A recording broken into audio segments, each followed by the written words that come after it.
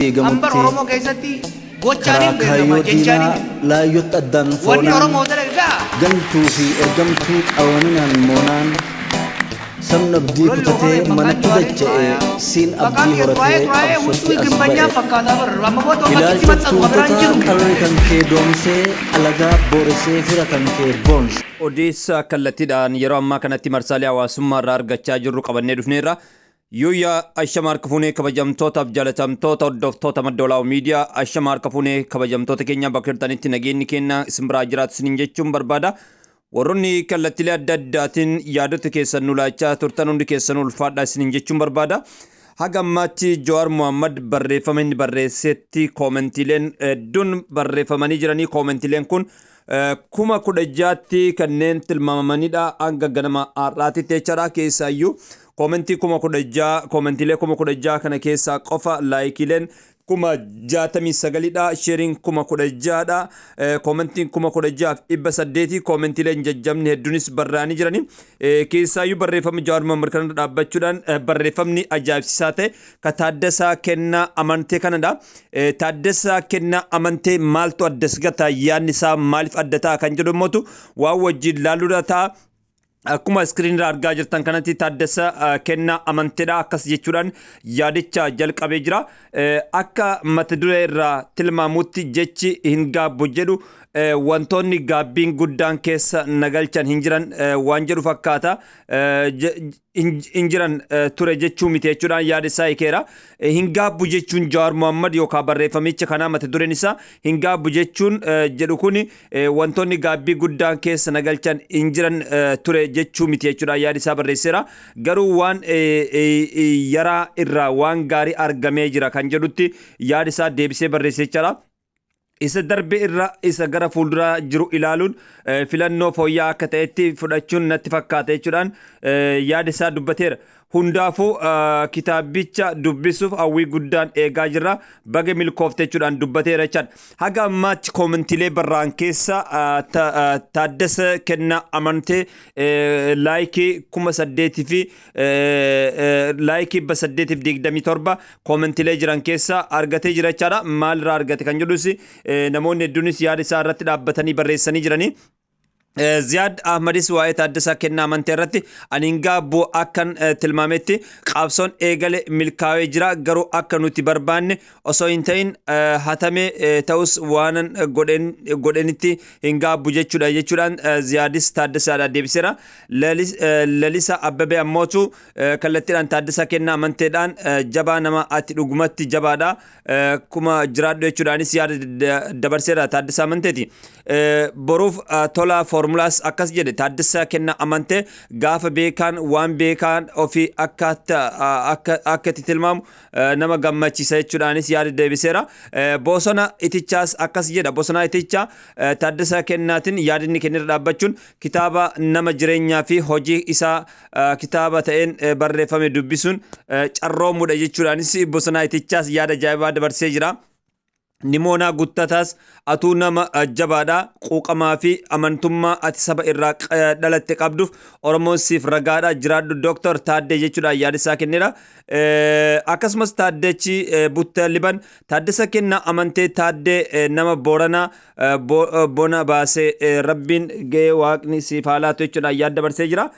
Saaladdiinis jawarmohammed kitaabni kitaabaan barreeffame dhama qaba biyya keessa yoo galees dirdawaadha jalqaba irratti namni bitatu ana jechuudhaan dubbatee jira. Gumaa qeerroo Oromiyaas jawarmohammed nusi hordofuu sekondii tokkoofillee hin gaabbine jechuudhaanis hin gaabbinus jechuudhaan yaada isaa dabarsee jira jechaadha. Yeroon Tolasaas this is more than a book. It is a roadmap for unity, resilience and success. Your contribution to our national struggle is unmatched and this book cements your legacy for generation to come.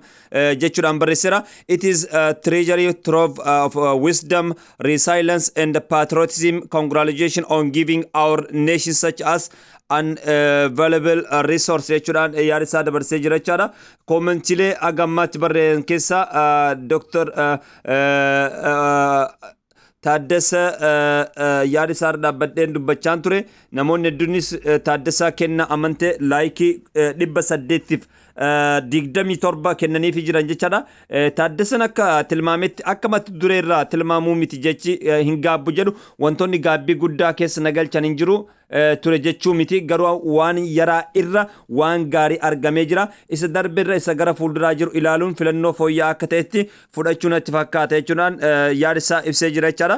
Kitaabni hin gaabbu kun namni hedduun kallattiidhaan hiikkachuu danda'a, al kallattiidhaanis hiikkachuu danda'a. Kanumarra dhaabbachuun kitaaba kana immoo sadarkaa riikaardii addunyaatti akka gurguramu xiinxalli adda addaanis kallattiilee adda addaatiin kennamaa jira. Yaadonni adda addaanis kallattiilee adda addaatiin bocamaa jiran. Kitaabni kun riikaardii cabsuu danda'a kan jedhamus dubbatamaa jira sadarkaa addunyaatti. Iccitiin jiru hoo maalidha kan jedhamutu waa wajjin ilaaluta. Akkuma kaleessa isinii waadaa galletti waan jiruu fi hubannoolee jiran kallattiidhaan fuunee isin biraan ga'uuf qophiirra jirra. Kitaabichi kun riikaardii qabachuu kan danda'uuf maaliif kan jedhus namoonni hedduun hawwiidhaan eeggachaa jira. Biyyoota adda addaa irraayis koomentiileen barraa jiranii fi namoonni adda addaa laayifii banachuudhaan kallattiilee adda addaa marsaalee hawaasummaa irratti dubbataa jiran jechaadha. Kallattiidhaan duuka buunee isin biraan geenna. Odeessi biraa immoo Somaaliyaa fi Itoophiyaan mariidhaan rakkoo isaan jidduu jiru fixatanii jiran.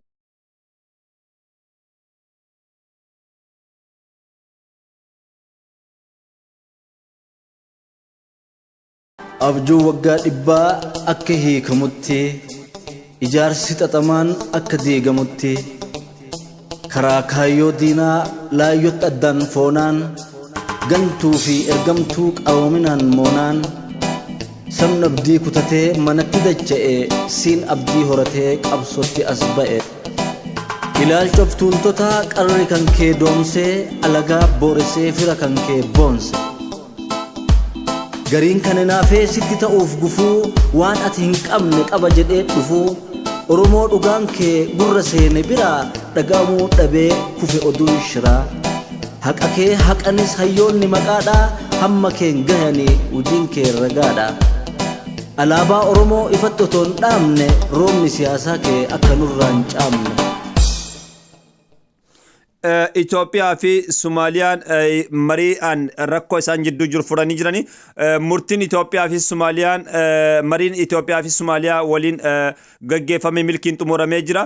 Muddee 2 bara 2017 mariin Itoophiyaa fi Somaaliyaa gidduu seenummaa pirezidaantii Tarkiyyee Tayyip Erdogaanii Ankaaratti gaggeeffamee xumuramee jira jechaadha. Ministeerri muummee Dr. Abiy Ahmed carraa kanaan uummanni Itoophiyaa fi Somaaliyaa afaan aadaa fi dhiigaan walitti hidhamaa ta'uu ibsan biyyi isaanii nagaa fi misooma waloo Somaaliyaa waliin hojjechuuf kutannoo qabdi jechuudhaan guyyaa kaleessaa muddee 2 dubbatanii jiran jechaadha. Itoophiyaan hulaa galaanaa karaa nagaan argachuuf yaalii taasisuuf dinagdee fi hariiroo hawaasummaa naannicha keessatti gahee olaanaa akka qabu hubachiisuu dandeesseerti. Dirqama akka barbaachisu jechaadha. Kanumarra dhaabbachuun pirezidaantii Somaliyaa Hassan Sheikh Mohammed gama isaaniitiin nageenya dhimma ijoo biyyoota lamaanii ta'uu ibsuun dhimma waloo irratti mootummaa fi uummattoota Itoophiyaa waliin qindoominaan hojjechuuf kutannoo qabna jechuudhaanis dubbatanii jiran jechaadha.